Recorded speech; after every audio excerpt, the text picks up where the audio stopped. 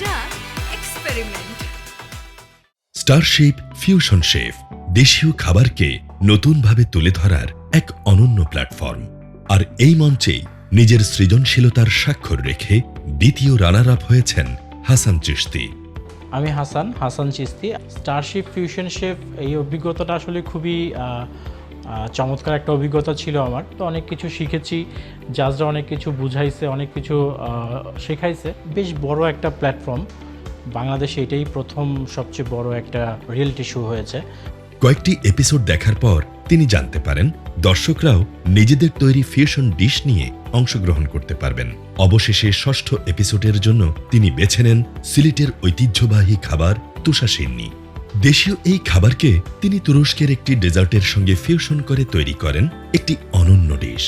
ডিশটির ছবি ও ভিডিও জমা দেওয়ার পরও তিনি নিশ্চিত ছিলেন না যে নির্বাচিত হবেন, তাই পরবর্তী এপিসোডগুলোর প্রস্তুতি নিতে থাকেন। এরপর অষ্টম এপিসোড দেখতে গিয়েই জানতে পারেন তিনি নির্বাচিত হয়েছেন। সেই মুহূর্তটি ছিল তার জন্য ভীষণ আবেগের এবং আনন্দের। বুঝতে পারি নাই যে আমি সিলেক্ট হয়ে যাব। তো আমার 6 এপিসোড ছিল, সেটা 6 এপিসোডে যখন আমি ফিউশন করি খাবারের, তো সেটাতে আমি সিলেক্ট হয়ে যাই। তো অবশ্যই সেখানে আমি অবাক হয়ে যাই যে আসলে আমি এখানে টিকে গেছি। তো আমি সিলেকশন রাউন্ডে যাই, সেখানে আমাদের একটা কুকিং সেকশন চলে সিলেকশন করার জন্য। তো সেখানে আমি সেরা 3-এর মধ্যে টিকে আসি। তিনি দ্বিতীয় রানার আপ হয়ে 5 লাখ টাকা জিতেছেন। পাশাপাশি ক্রাউন প্লাজায় ইন্টার্নশিপ তার দক্ষতা ও অভিজ্ঞতা বাড়াতে সহায়ক হবে।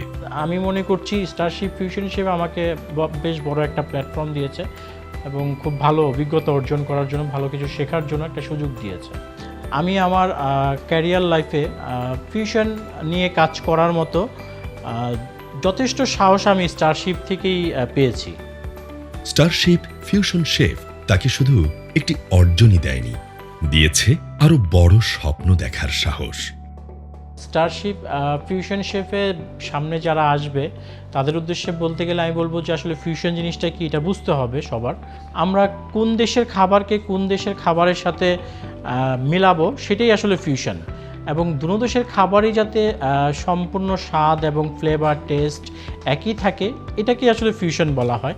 যাতে সব ধরনের ইনগ্রিডিয়েন্ট যাই ব্যবহার করি না কেন সব যাতে বোঝা যায়। তো সেই জিনিসটা আমাদের মাথায় রাখতে হবে। নতুনদের উদ্দেশ্যে বলবো যে আমরা যাতে এই জিনিসটা নিয়ে একটু ভালোভাবে বুঝি, ভালোভাবে চেষ্টা করি। আমরা যখনই কুকিং করব চেষ্টা করব একটু আধুনিকত্ব মানে নতুনত্বর কিছু ছোঁয়া দেওয়ার জন্য, যাতে ওই খাবারটা ফিউশন হয়ে উঠতে পারে। ভবিষ্যতে তিনি নিজেকে একজন মাস্টার শেফ হিসেবে দেখতে চান এবং নিজের একটি রেস্টুরেন্ট গড়ে তুলতে চান, যেখানে থাকবে তার নিজস্ব দেশীয় ফিউশন রেসিপির অনন্য সব সৃষ্টি।